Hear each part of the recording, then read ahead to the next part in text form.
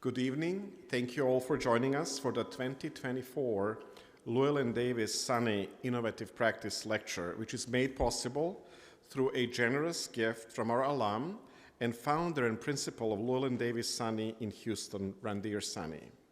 This lecture celebrates innovation in practice and the kind of research that is shaped by the agency of architecture in the world to intervene through structures, cities, and communities. We are thankful to Randhir for encouraging us to push the boundaries of practice. So please join me in acknowledging Randhir and his wife Sunila for their support of this lecture series. Please stand up.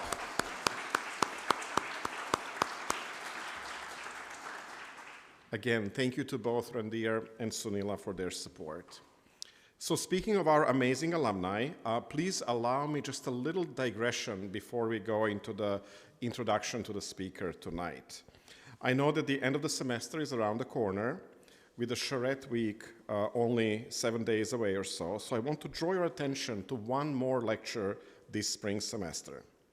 Our final lecture this semester will be delivered by our own Danny Samuels on Tuesday, April 23rd at 6 p.m. Danny will be retiring at the end of May after over 25 years of practice at Rice Architecture, and I do want to take a moment to invite you all to his talk, which I know will be amazing, and to publicly thank him for his service to our school, to our communities across Houston. So please join me in thanking and acknowledging Danny Samuels. I'm going to ask him to stand up.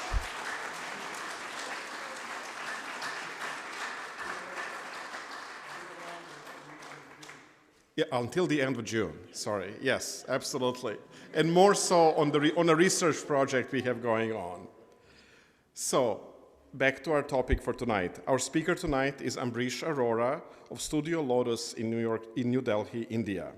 Founded in 2002 with Ankur Choksi and Siddhartha Talwar, Studio Lotus is a recipient of the 2018 Prix Versailles Special Prize for Interiors and AD 100 Awards, as well as also being a nominated firm for the Aga Khan Award. Their designs promote local materials and cultures while advancing inclusivity and accessibility. They intertwine context and history with the technical innovation and the haptic qualities of space. Working from master plans to furniture designs, the firm demonstrates a keen eye for detail across scales and programs. Their 2018 Krushi Bhawan government complex redefines the office building typology through building performance and program. The project employs a double-skin facade, low window-to-wall ratios, and staggered massing to lower heat gain and provide passive cooling, optimal air circulation, and mediated sunlight. The open courtyard functions as an inviting plaza to the public. The brick facade draws from the local handlooms patterns in Odisha, while the Dokra screens highlight the local artisans. Such wide-reaching references are not coincidental, as Ambrish Arora is somewhat of a Renaissance person. He has a diverse background in boat building, cinema, museum, and exhibition design, always looking beyond traditional confines of architectural practice to address the environmental and cultural demands of our time. In that sense, his innovation in practice is cultural, technical, and environmental all at once. Ambrish is actually not a stranger to Rice University. In the fall of 2022, he helped host Associate Professor Troy Schaum and his students in India, and I'm deeply grateful to Troy for establishing this bridge to Studio Lotus. As a way to continue this collaboration and conversation, Troy will kick off our Q&A portion of the evening and also moderate the questions from the audience soon thereafter.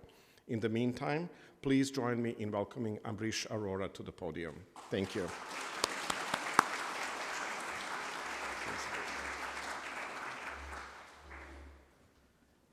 Thank you, Igor, for that very kind introduction.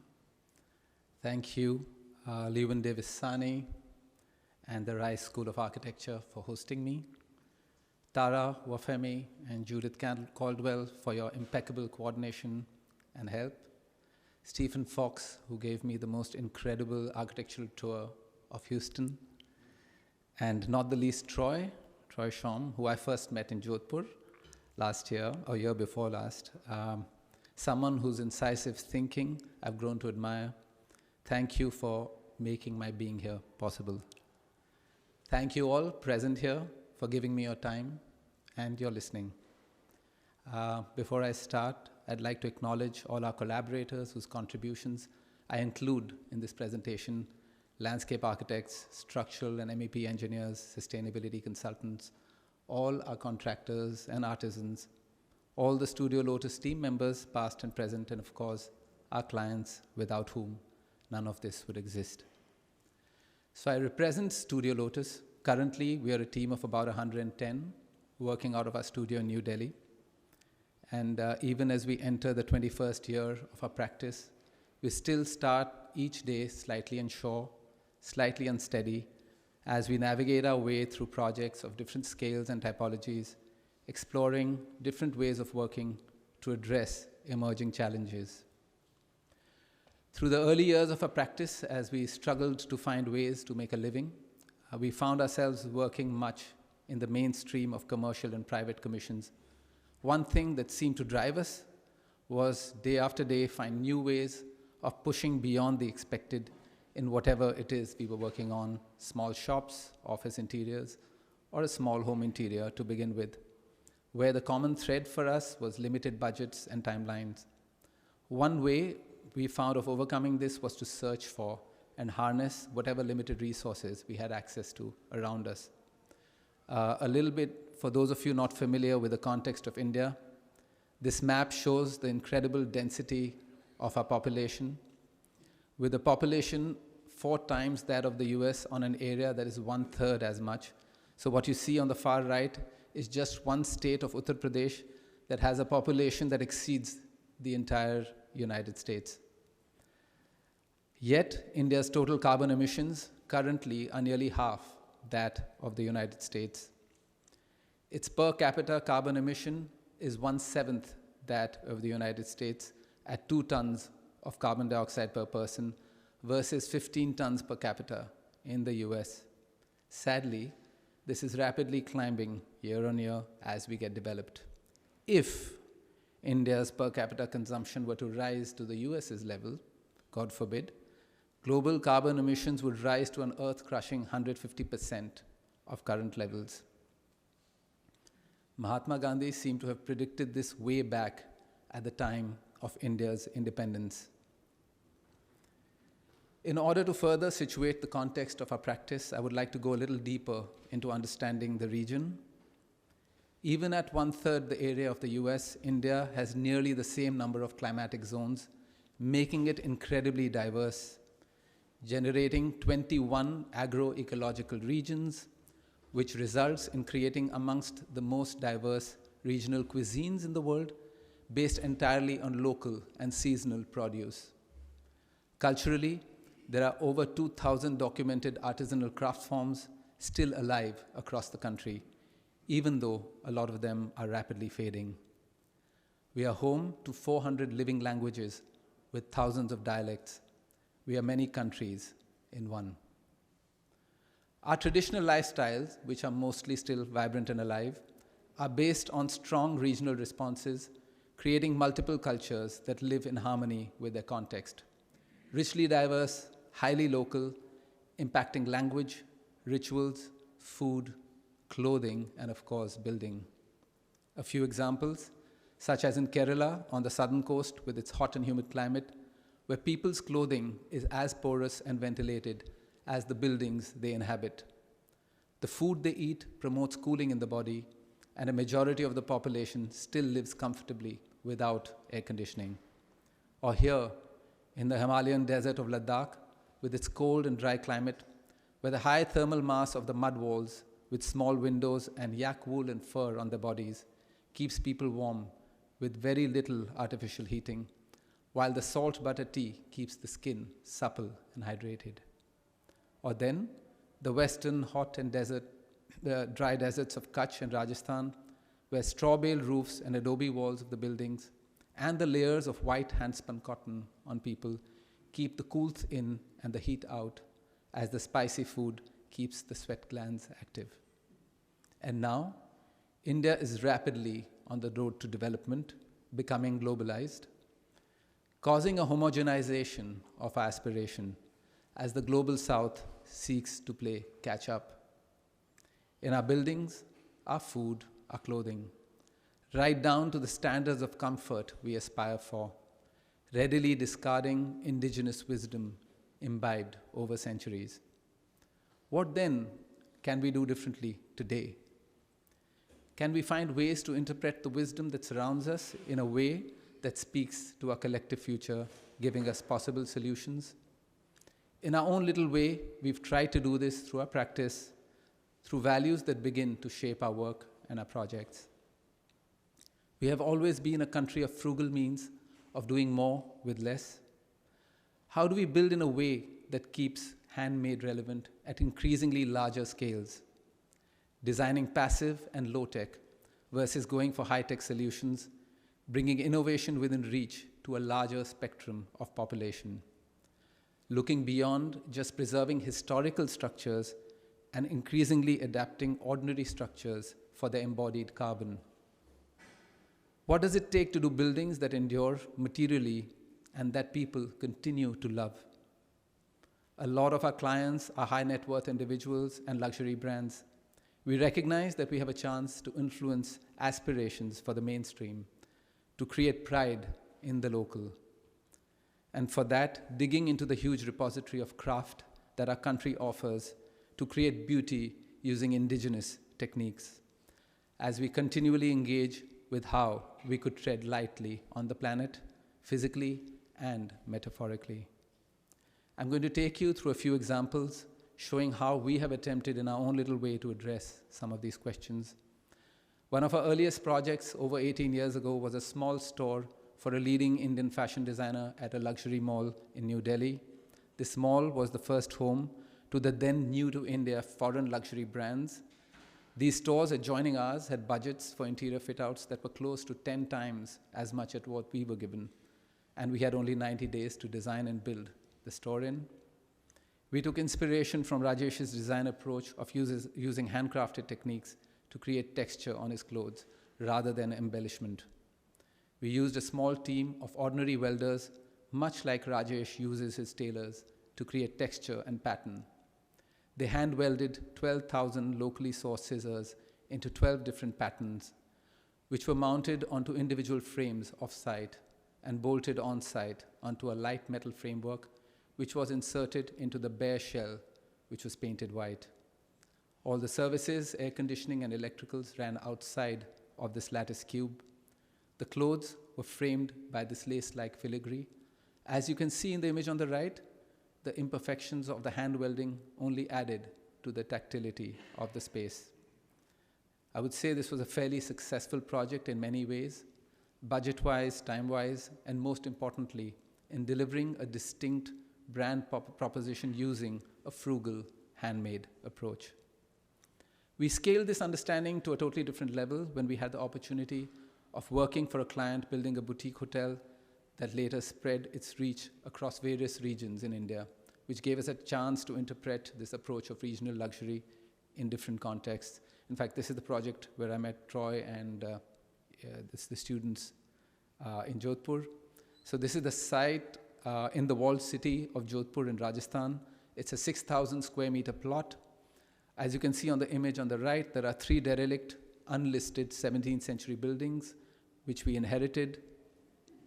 Access to the site was through these narrow lanes, inaccessible by construction trucks. The lanes brought us to this old gate, which opened onto this spectacular view. The 3 old historic buildings had been occupied earlier by multiple families living in them, who had modified them crudely over time to suit their needs, but left them with little semblance of the original architecture. The program demanded 40 guest rooms. Our site plan looked at restoring the 3 historic buildings as anchors for the site, comprising the public spaces with the restaurant, pool, and spa, and the rooms then get built around them as 3 new buildings, which would retain the relationship of the old buildings with the central courtyard and the fort.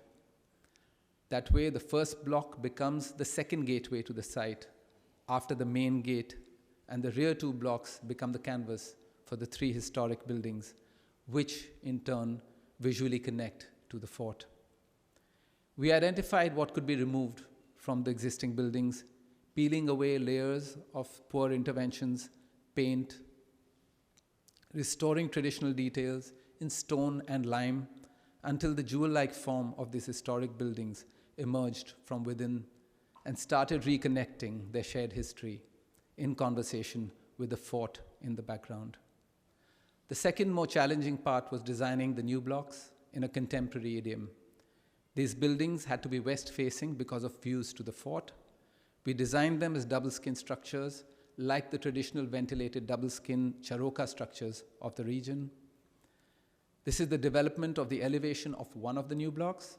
The fort-facing balcony's outer skin was conceptualized in stone to be openable by hand, and hence could only be 20 mil thick.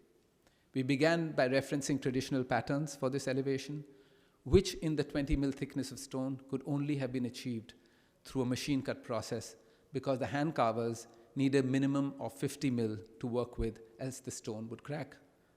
In fact, the CNC process would have worked out even slightly quicker at a similar cost. However, the client and us agreed on staying authentic to the handcrafting process and chose instead to modify the elevation to a simpler, more graphic pattern that could be cut by hand in the 20 mil stone. Eventually, this worked out even better than we'd imagined, as it gave us a more graphic, contemporary elevation that you see on the image on the right, which then not only became a part of the balconies, but also the naturally ventilated circulation spaces, negotiating privacy and transparency, infusing the new blocks with a changing quality of light and shadow cast by the sharp desert sun. The most challenging bit was detailing the openable stone balcony shutter, 420 kilos of stone that needed to be moved by a guest. This was developed over a 5-month period with local millworkers and stone craftsmen to create this dynamic facade, which guests interact with, and the facade changes through the day, and in the night, the stone filigree feels like fabric as the 3 new buildings become lanterns framing the site. To breathe life into the smooth quarry-cut sandstone slabs, we turned to the craftsmen at site, and over multiple prototypes generated hand-chiseled patterns in situ, which translated onto the stone surface you see on the image on the left. These are 50 mil thick, 3 meter high, solid stone partitions from the neighboring quarry that divide the bathroom from the room, as you can see on the image on the right. These also find their place on the solid stone hand-cut perforated headboards for the beds, which also serve as a nightlight. The project works on creating a conscious dialogue between the old and the new, as it seeks to create a seamless experience of history and the present. We realized through working on this project that it is only when you have your eyes and ears to the ground and engage with local artisans on site, working with materials of the region, can you truly tap into the site's true potential. Our more recent studies on embodied energy have showed us that the same lattice stone panel, when it is handmade, carries about 1/6 the embodied energy as compared to a CNC machine-tooled one. In addition, you get the socio-cultural impact it has on reinvigorating traditional skill in the community, and of course, the very special organic feeling which only the handmade can give, all at the same cost as the machine-made in a country like India. It is important to note here that for us to tap into this hidden potential, we needed to move beyond the comfort of our drawing boards, trust the process and the wisdom of the artisans and other stakeholders at site, and be willing to let them co-author the final outcome. I'll take you now to a totally different context for the same client to build a 40-room hotel in Dharamshala, a region which is the home of the Dalai Lama up in the Himalayas, a project that's still under construction. With spectacular views of the Himalayas to the north and of the tea-growing valley to the south, the architecture here takes a totally different form while celebrating the same values of contemporarizing the vernacular. The building is designed to straddle a ridge, and we use the contours of the hill to create a single 220-meter-long building with 40 rooms. The red vertical spines that you see here are individual staircases that lead to the rooms in yellow, which are above and below the blue band at the ground level, which houses all the public amenities such as the kitchens, restaurant, and the spa.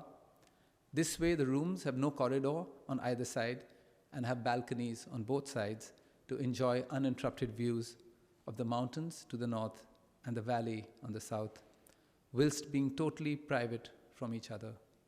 The Buddhist monastery inspires the form with its silent, powerful rhythm, whereas the materiality is derived from the local village homes and temples of the region. We used waste slate from local mines, and the same group of masons who had worked with us in Rajasthan came in and honed their skills with local Himachali masons to build this sweeping form of the 200-meter-long building with its thick masonry walls that give the building thermal mass for its radiant heating system, give it its timeless expression that captures the rhythm and materiality that we sought to express. The southern face of the roof is entirely skinned with solar panels which feed the heat pumps. This is a view of the building as it peels away from the sloping hill and sits against the mountains.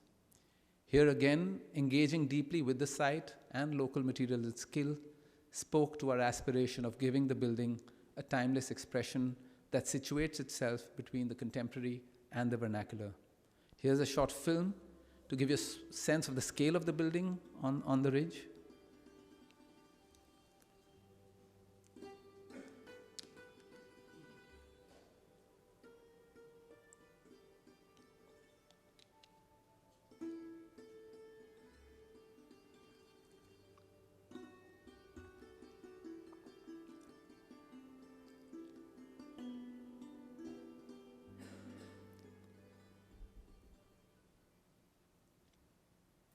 I'll move on to the third project for the same client, just to create another context and a slightly different brief.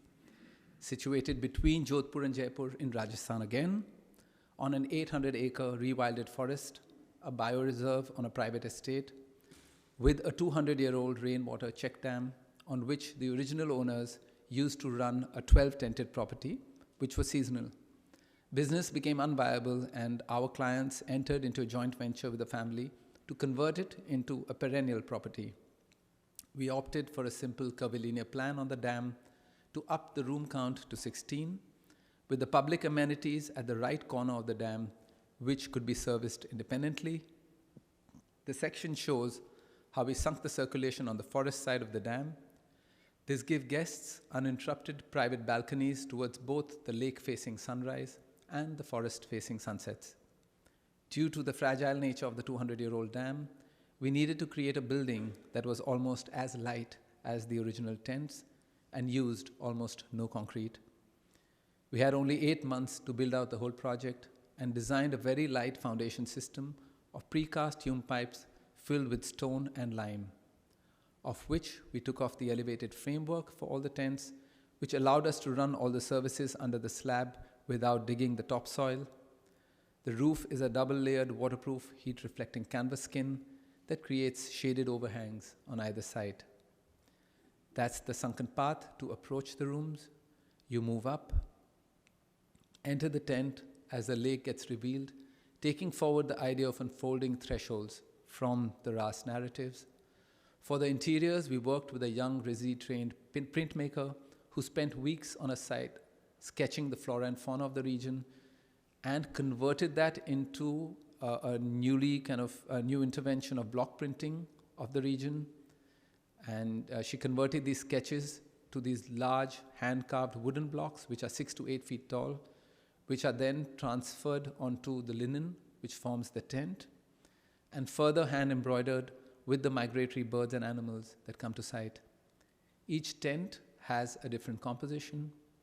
We take the same narrative into the furniture, hand-carving the casings for the air conditioning units, custom designing the camp-style furniture, and having it made in native kikar wood, all of which come together as happy surprises of varying compositions. A view of the tent looking towards the forest where you enter from, a skylight that frames the brilliant night sky over the bed, and in winter lets shafts of sunlight in, the view towards the lake, where you step out from onto a private garden. As you move onto the lake in a boat, you see the building lightly perched on the dam. Towards the right corner, you see the reception, bar, and restaurant. In form inspired by traditional pavilions of the region. The building is lightly perched off the dam similarly, with a wraparound veranda, and the pool on the sunken side of the dam seems to cascade down into a traditional stepwell, which also forms the entry plaza. The construction system uses no concrete, is a composition of hand-carved regional sandstone clamped onto a steel structure, and where people touch the stone, it is hand-chiseled. The air conditioning grills are hand-cut at site. This is how the building sits on the dam, the veranda with its sunrise view, the courtyard between the baradari and the tents.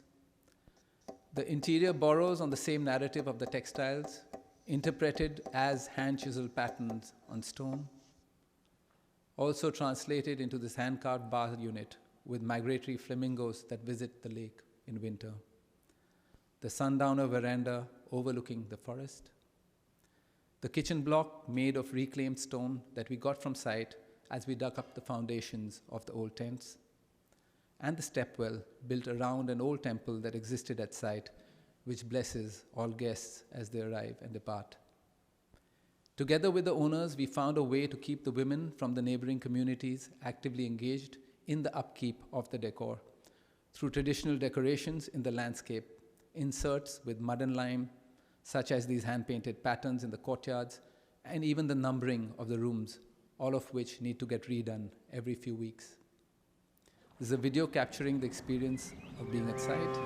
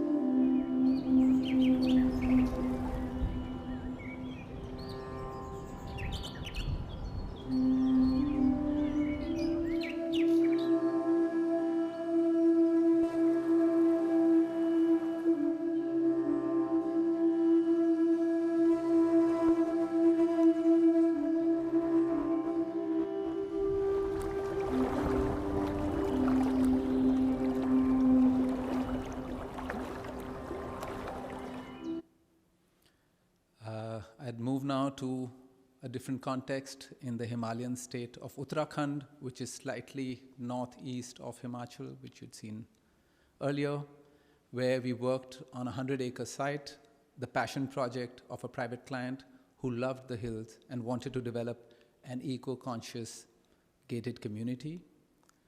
The biggest problem in these hills is the impact of rampant unplanned construction and the torrential rains in the region, which cause severe erosion and landslides. And in spite of all the rain, there's a scarcity of water for human consumption.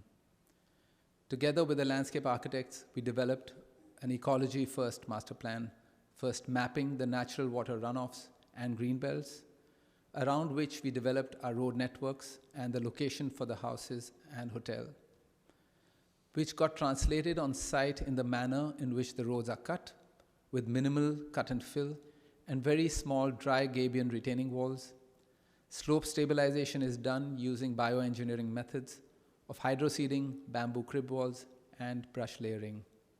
For water retention and management, we build about 300 micro check dams of dry stone across the swales on site, which over a period of 3 years alone have not only retained water for the site, but have regenerated the artisanal wells of the villages downstream, which were dry for years. This has begun to revive the entire ecosystem of underground aquifers, creating a remarkable transformation. The houses themselves are collection points for rainwater. The water collected from the rooftop of one home gets used by the home downstream through a gravity-fed network. The wastewater too gets recycled and used in a similar fashion. We've tried to build in areas on site which are non-productive, on slopes virtually impossible to build on in traditional methods of construction. We developed a construction technique with almost no cut and fill, with minimal alteration of the slope of the hill. To ensure the surrounding trees and slopes do not get damaged, we developed a construction technology where we didn't need cranes or heavy machinery to build. This model shows the very strong basket-like weave of 100 mm cross-sectional steel pipes, which create the superstructure such that each module for construction is less than 100 kilos, enabling 3 to 4 people to move each module manually for assembly. The superstructure stilts the house off the ground, allowing rainwater to flow through. Thereafter, a multi-layered dry construction system creates a highly insulated shell that achieves passive house standards. The structure could be erected rapidly, with the trees around still intact. Timber and slate as the facade rain screens. You can see here the weave of the metal structure expressed on the outside and inside as the walls slice through.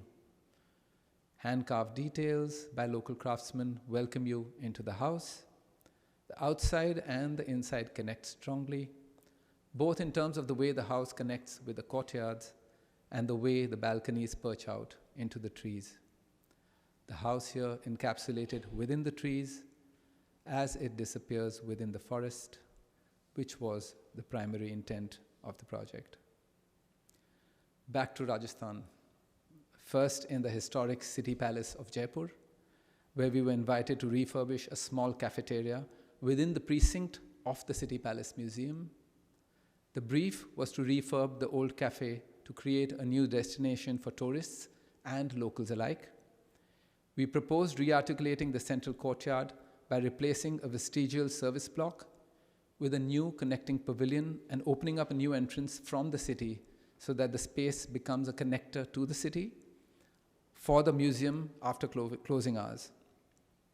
We began to strip off layers of cement plaster and paint from the relatively poor renovations that had been done over time to reveal the spectacular stone masonry beneath, which we repaired using lime mortar, which was made at site. These are before and after images of the same space, how the reinterpretation worked. Delightful transformations became possible. This old office block on the left got converted into a lounge. The buildings started to speak of the history through their materials. We conceptualized a lightweight contemporary pavilion that anchored the two courtyards and housed an island bar within it, made entirely in a lightweight metal frame and handcrafted local marble, which was honed down to a thickness which made it translucent and created a dialogue between the old and the new. We reinterpreted other craft, such as this traditional hand-cut tikri mirror work, so the image on the left shows how it is used traditionally, and we converted it into newer, more graphic motifs that find place through different zones of the project.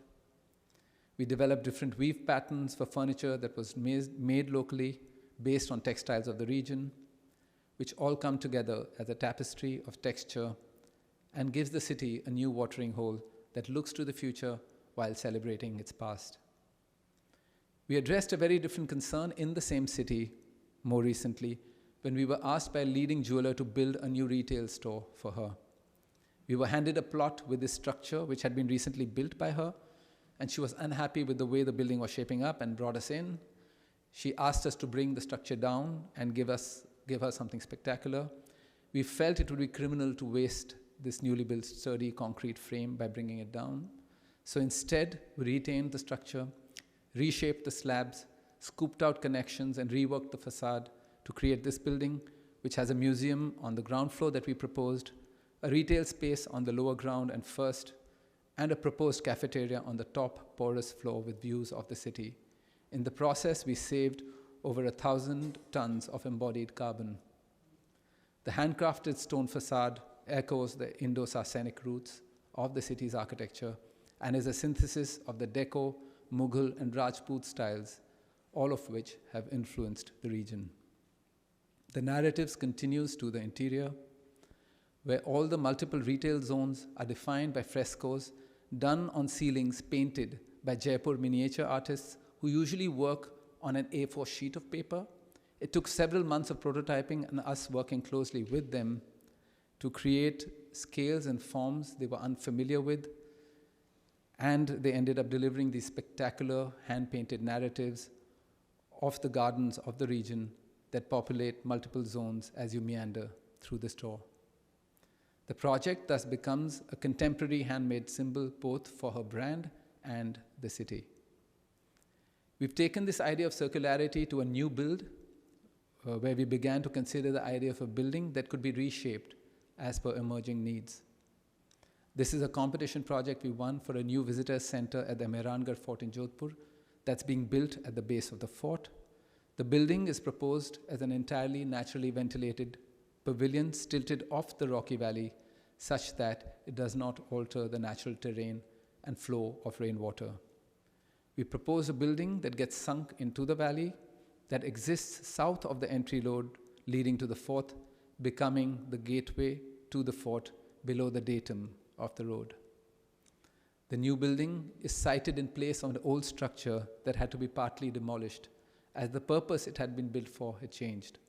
We took our cue from this and proposed looking at the new structure as an adaptable system of metal and stone without using any bonding agents, where the building can be reshaped or dismantled and moved and reconfigured for new uses that might emerge in the future. This system uses 1/3 the amount of stone as the usual solid stone masonry buildings of the region. The modular steel structure is designed such that it can be reconfigured easily and is designed to take in stone panels 3.1 meters tall and 50 mil thick from the neighboring quarry again, either as insulated double-skinned walls or as brise-soleil screens. The building is made with horizontal shelves and lintels that slide in as a system of assembly which can be disassembled if needed. The flooring consists of perforated stone slabs slotted onto a metal frame that allows rain to flow through into the hillside. This is the building under construction. This technique allowed us to retain the trees which slice through the structure, how the building sits perched lightly on the edge of the slope, the sun-shading lattice walls that create a porous, naturally ventilated space. Artisans once again breathe life into the smooth quarry-cut stone slabs. The project is a prototype which appropriates engineering and craft as a synergetic whole and proposes a system that's rooted in the region, yet creates solutions that are circular, frugal, and forward-looking.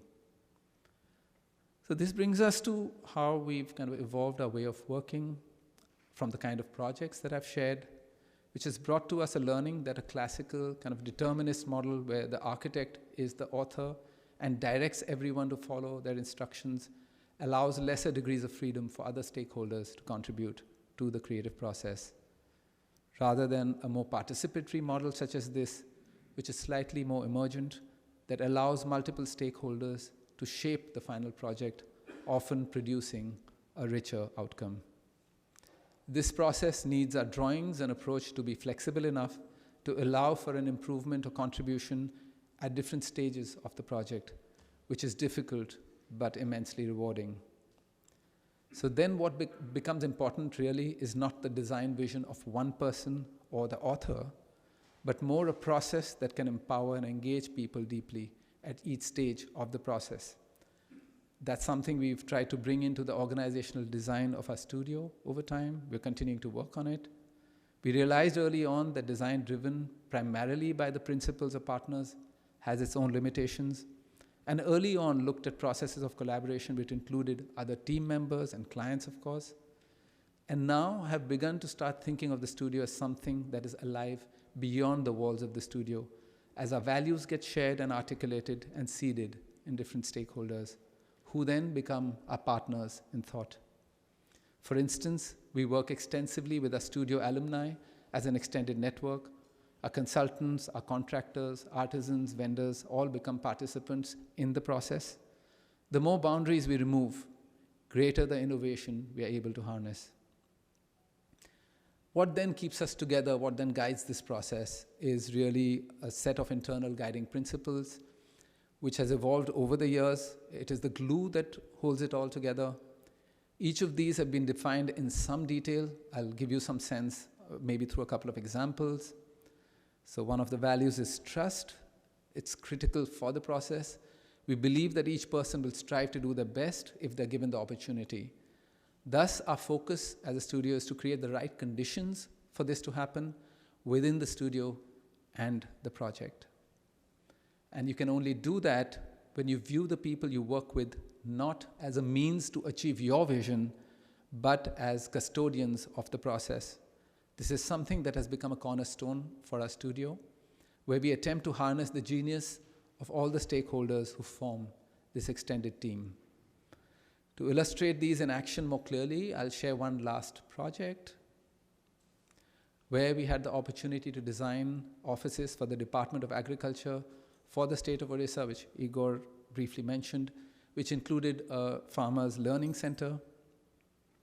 We suggested to the clients opening up this facility to the citizens of Bhubaneswar. Indian cities don't really have much space in the public realm for citizens. So we did so by lifting up the offices, freeing up the ground plane to create a free-flowing space that connects to the city at stilt level. So while the top 3 floors are the offices, the ground plane opens up to the street by sharing amenities such as a library, auditorium, and training rooms, a cafeteria, exhibition gallery, and the gardens. This can then be used for events, workshops, and for people to wander through well after offices close, late in the evening. While the architecture of the building is very striking, one of the things I'll dwell on for a bit is the idea of adaptive thermal comfort, which came into play strongly in our proposal for the project. We've been trying to move away from this idea of a common benchmark of thermal comfort. In India and elsewhere, most current debates are around raising set points of aircon, maybe from 22 degrees Celsius to 26 degrees Celsius. Sorry, I should have converted that into Fahrenheit.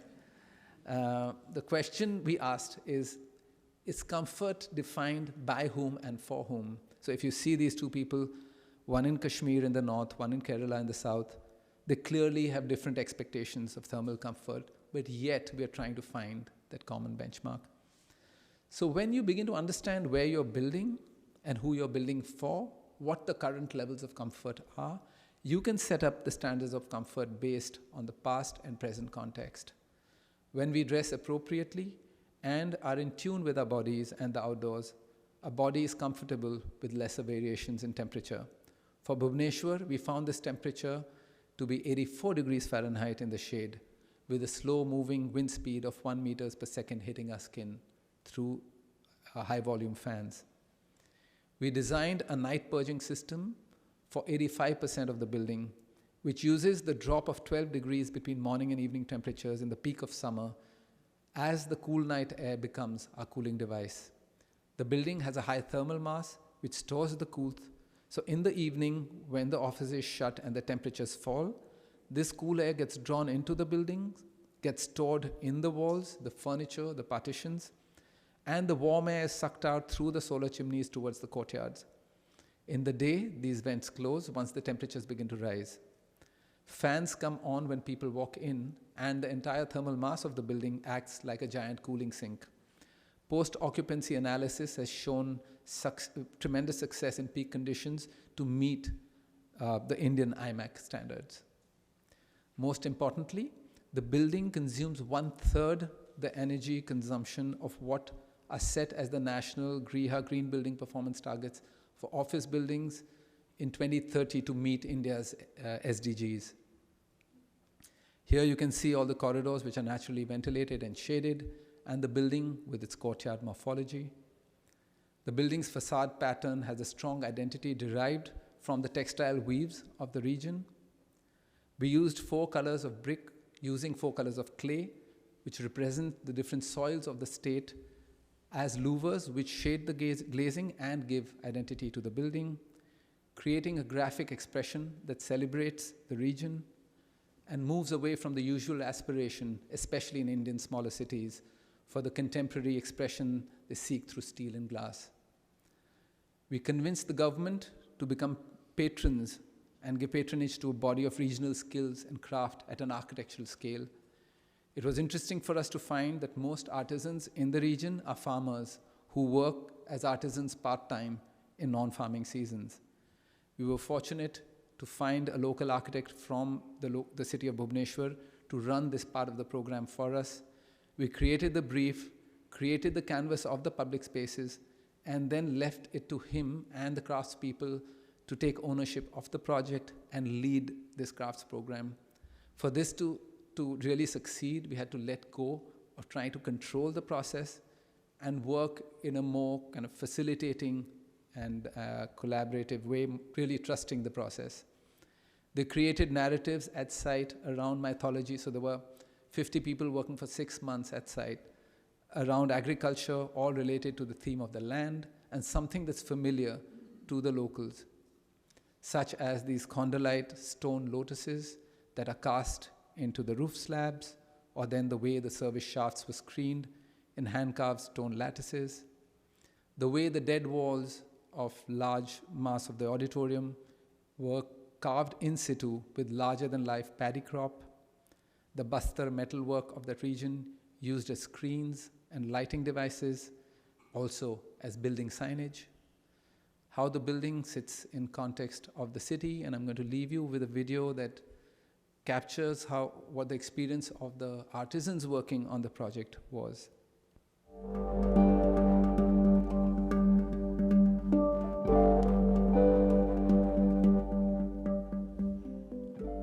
We were quite excited, with the quantum of work that could be generated if artisans, if craft and architecture could come together.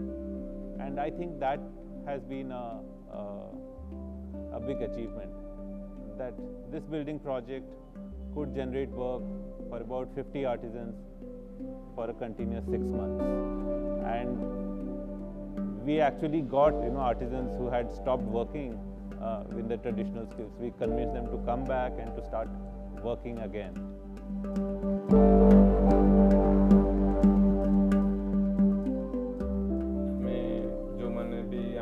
काम करुले से निर्दिष्ट गोटे कम भितर रही चिंताधारा से गोटे भितर रहा निर्दिष्ट मूर्ति बनवारे चिंताधारा से भितर सीमित थिला जार फल यही कमटा कृषि भवन कम कर आम मानक देखागला से प्रकृत में आम कलाटा को केमतिका अन्य दृष्टि भी देखि परिबा. It's a perfect setting for us where we could bring in artisans and craft.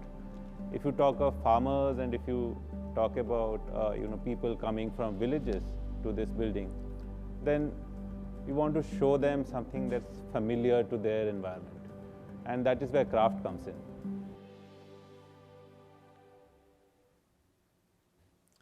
Thank you.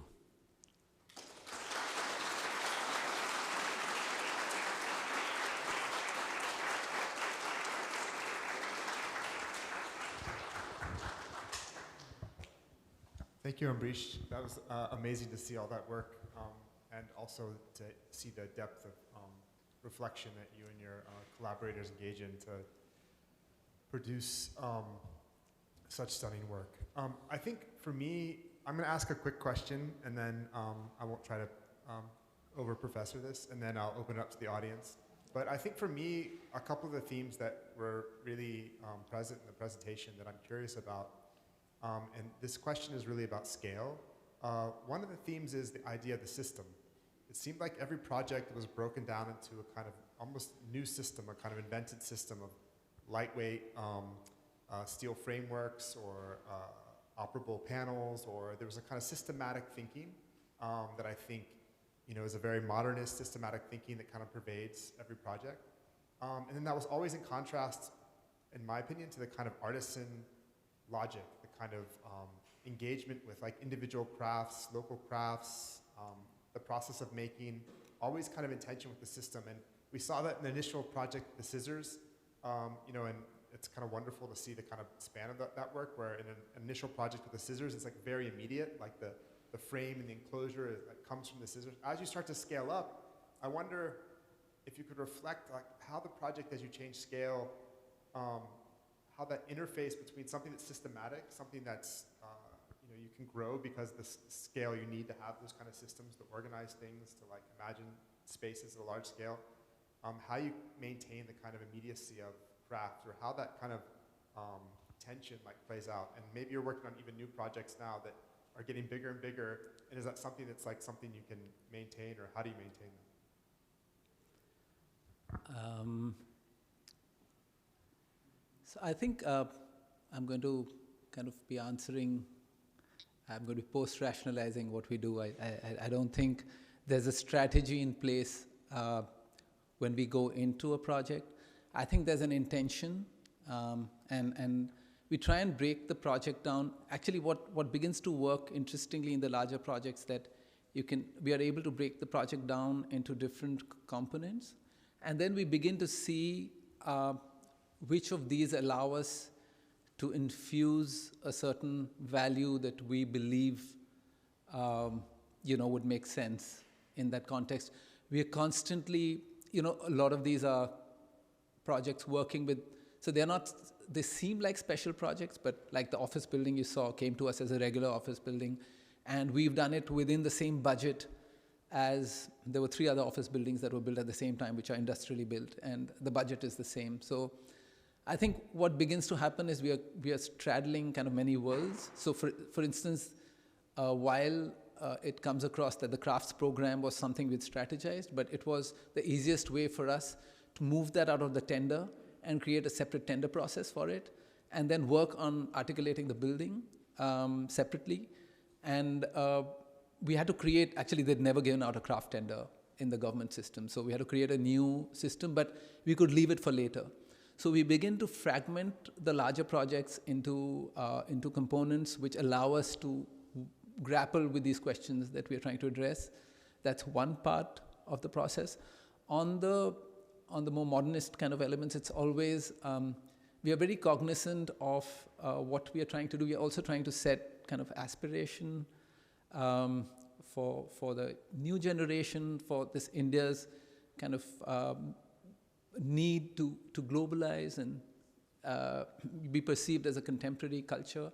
And for us, that's what we, when you see these kind of dynamic elements, or you see the more contemporary kind of expressions in the project, it is largely addressing those aspirations which we're very cognizant of, and not kind of hark back to this idea of nostalgia or tradition, because that is no longer kind of exciting. So how do we keep kind of bridging the two worlds is something we are very cognizant of, and very often we are discovering as we go along. So I would say each of these projects is a prototype in our own understanding as we continue to build, and we are working on a couple of larger projects where it is getting more complex and more challenging. Yeah.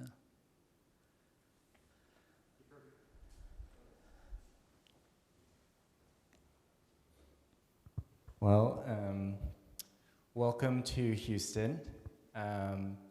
And this is such a stunning body of work. And I guess my question is similar to Troy's question in a certain way, which is to say that in India, you have the privilege of working in these contexts where there's thousands of years of history and craft that inform the design process and the final product. In a city like Houston, which was in some ways invented through air conditioning, and if there was ever any kind of local craft here, it's certainly extinct, and we're just really the capital of oil and gas and glass and steel. And so I guess my question would be, if you could somehow set the design culture or the building culture of the city of Houston in the future by fiat, what would you say, or in other words, how would you as an architect in an imaginary world work in the context of the city of Houston, where we lack all these things and we actually have to work according to processes that are much more prescribed and industrialized? I'm so happy you asked that question. In fact, my wife and I were just talking about it at dinner yesterday. And so I'm going to attempt, I don't have an answer, but I'm going to attempt to address how I would have done it had I been here? You know, it's a very personal kind of, maybe slightly foolhardy thing to do in this August kind of gathering. But one thing which I found almost criminally wasteful, coming from a country like India, where we are very, very conscious of turning off every light switch as we leave the room, and we make sure we turn off the air conditioner, and our electrical bills have to be kept low. I mean, I just see the immense building envelopes, which are air conditioned. Like, it's fantastic weather outside, 24 degrees, and I go into a building and I need to put on my coat and my jacket. Actually, all I need to be doing is circulating the outside air into the building. But aside from, say, the student housing, where I saw some naturally ventilated corridors, which was great. I mean, we were wondering, why aren't more buildings, given this kind of climate, at least the circulation spaces not built in a more porous fashion? I mean, you're walking, it would encourage kind of bringing the envelope of the street into the building. It would reduce, most of the external kind of corridors are maybe 25% of the building footprint. It would reduce your building footprints immensely. I dare say it would bring the desire for the contrast in temperature to a lower threshold. So, where you take off your jacket, kind of you can move that in by that much more, and that's one.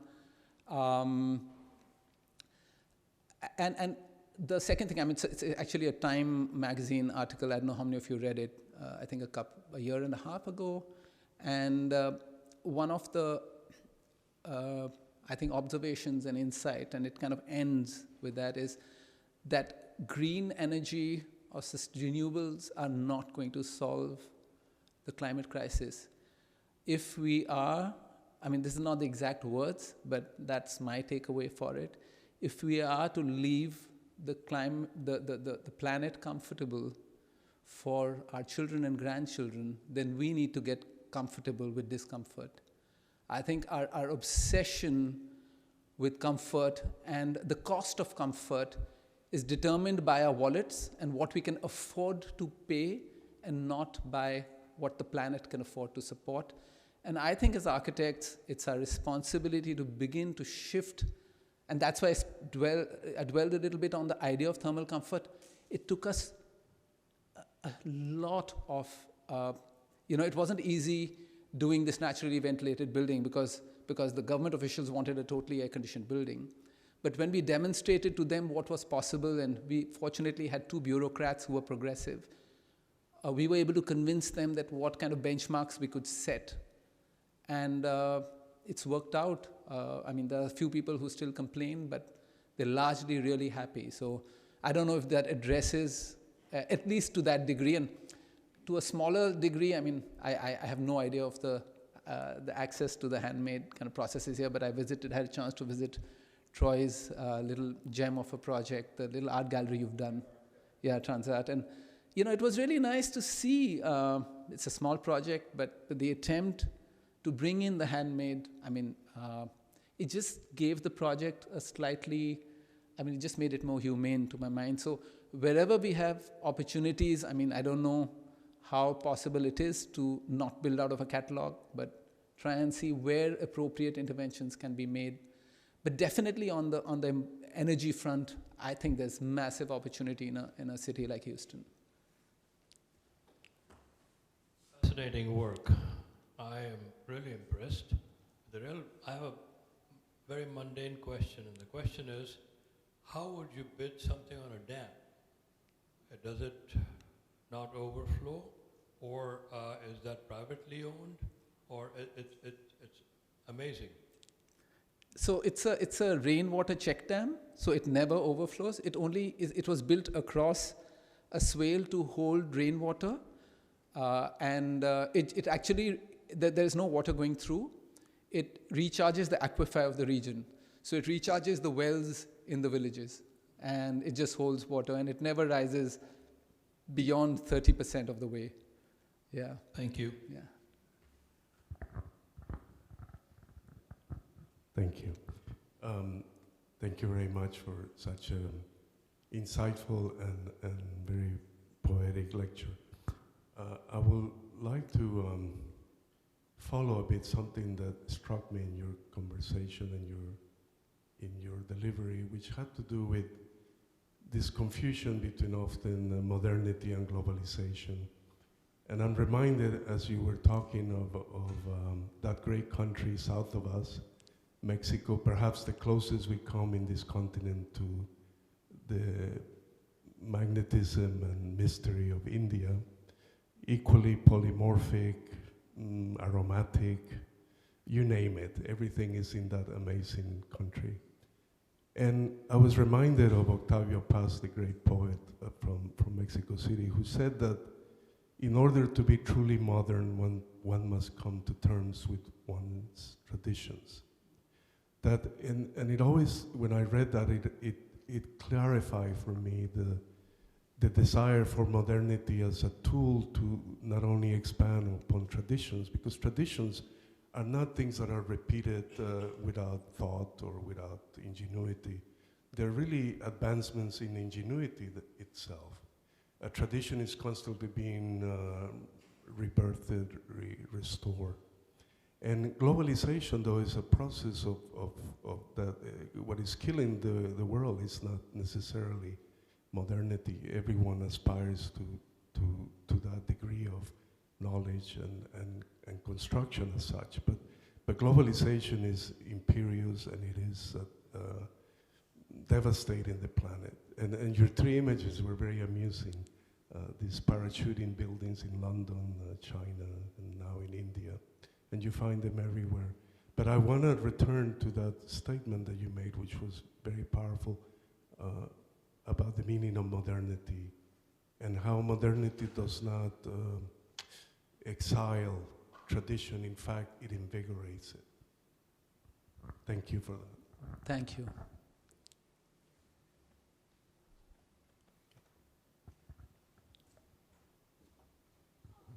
Thank you so much for your lecture. I think it's very inspirational and so beautiful. I'm just thinking like tradition and craftsmanship is such like a luxury in today's building culture. And when we think about those craftsmanship in cultural heritage or historic buildings, we often think of like those grand temples or palace or, you know, like those who hold super power and like where resources and money go. But you are able to achieve it within such low budget. I'm just wondering, what do you think like makes it possible in our current, like in today's building economy? Is it because there's like a devalue of craftsmanship in today's building economy? And do you think like architecture in this way is able to like revitalize, as Carlos said, like revitalize it and like promote it? And what are some of the obstacles when you encounter? Because when you talk about co-creation, it sounds very idealistic, very utopian, but I'm sure like this is one of the hardest things to do in our society. So I'm going to maybe address that purely from the context of India, because that's the context we've been working in, where access to craft, actually it's right there, you know, and most people have had to find alternate professions for sustenance because they don't have an opportunity to practice the craft. So all it took us, or takes us, is digging on the surface and uncovering what's there. So it is not, even at the moment, the handmade is definitely not a luxury. Often it's even a cheaper way to build than the machine-made, kind of highly mechanized industrial systems. And it's definitely much, much lower on embodied energy and, you know, all of that goes into building the building. So having said that, we are still, I would say, amongst a minority of practitioners in the country looking at this, because a lot of our aspirations as a community are built by looking westward. So there is this huge aspiration of building out of a catalog, because that's what's out of reach. So, so all my peers, I mean, they're saying, oh, have you seen this new catalog? And this material is now available, from Italy and from, wherever else. And it's almost seen, handmade buildings are seen as poor quality buildings and poor buildings. And that's what's destroying the opportunity. We have 70 million people in the construction industry, including undocumented, labor. And they're just going out of jobs as increasing mechanization takes over. So there's also that whole side of the story, which I haven't addressed. But so the idea is, how do you convert that into an opportunity? What can the hand do, like which the machine can't? So you begin to create aspirations around doing something that the hand can do with the machine can't. And you can do that with very, very ordinary buildings as well, at least in the context of India. I don't know if that addresses your question.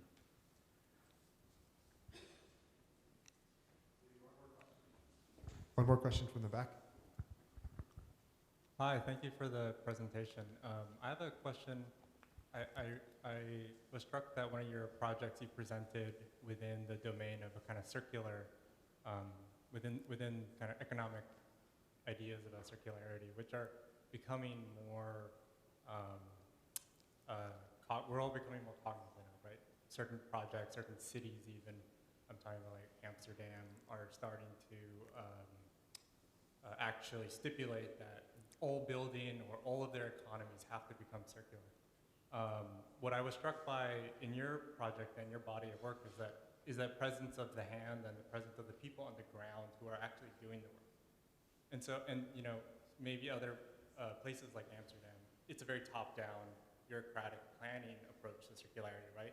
They're going to stipulate that you have to hit these levels or regulate, rather than have the people who are going to be doing the work present in the room. Would you go so far as to say, in terms of organization or in terms of how to have circularity be a process that actually works and isn't just advertising, that perhaps something like going back to a guild system, some kind of political recognition of the people who do the work as a class of people?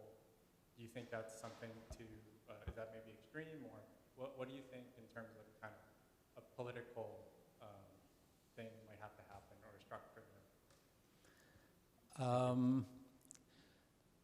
I don't know enough about the building culture in Europe or America. However, having said that, I do believe that you've pointed out a certain cultural value of the role of the architect and the position of the architect, which I dare say you're kind of in that zone.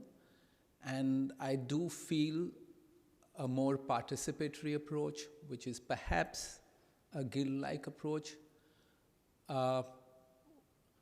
would definitely make our decisions more humane, more relevant, and hence more sustainable, because I don't believe that a building can be loved or becomes a part of the culture of a city unless it engages not just in its program, but in the way it's conceptualized and built, in some way engages with the final users. I mean, that's my belief. It's not cast in stone, but I think if we were to kind of view our profession through that light, even ordinary buildings, and I was just watching a podcast recently where there was an architect talking about how 95% of a building stock is so ordinary, and I don't think it's just ordinary in form, it's ordinary in function, and it's ordinary in emotion, and it's ordinary in all of that. And I feel what you speak about could address 95% of that stock of buildings, which need to be more participatory, which need to be more engaged through, and at least begin to speak of what impact it has on our children and grandchildren and the city and things of that nature. Yeah, I thank you for bringing that up. Okay, we'll squeeze one in because Andrew traveled with me in 2022 and has actually seen some of your buildings, so we'll see what his question is. Thank you for the preface, Troy. Thank you again for being here and sort of showing us all the projects, not only on site but also today, with the wonderful plethora of work that you have. And this is less of a question and more of kind of like a subtle advertisement. Thank you. We've also had the opportunity to include in the most recent issue titled in the Platt Journal, titled Ordinary, where Ambrish was kindly sharing with us a lot of his early days of training and also sort of his formation and then becoming and his arrival to architecture. And so we've had the great privilege and honor to include that. Sorry, a little nervous. To have your voice in the issue and sort of share with us, the students, your amazing work. I just wanted to kind of share everybody with that. So it's now available at ordinaryplatt.com / no applicable skills, nimble practice information. Thank you. Thank you, Andrew. Thank you for that. Read Platt. Yes. Thank you, Ambrish.